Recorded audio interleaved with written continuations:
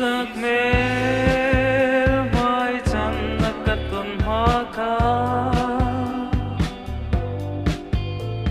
ka don lung ruk lai ril li lua khat nge chu tin hun lo heri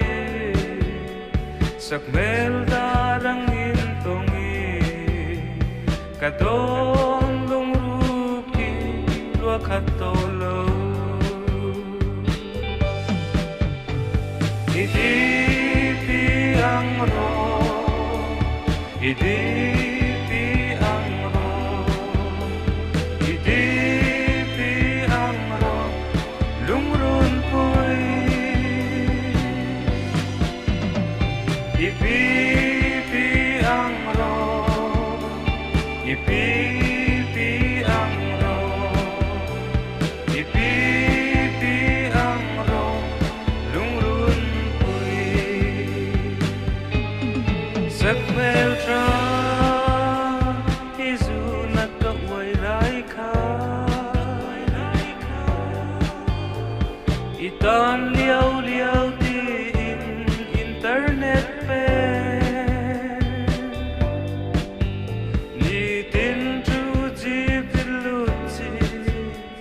te kha karun thun ve na ka ngai tua ya ka ui le e mai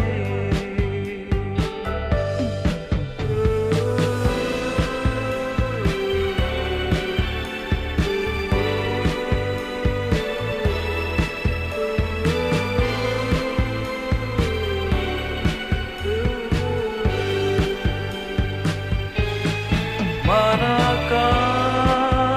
rong video call te ka ibeng kwa chau alam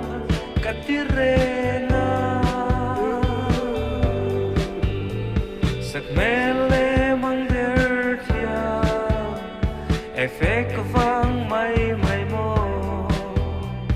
izun zamin min lo partin le idi pi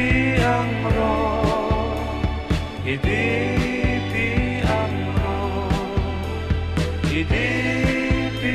ang ro lung run pui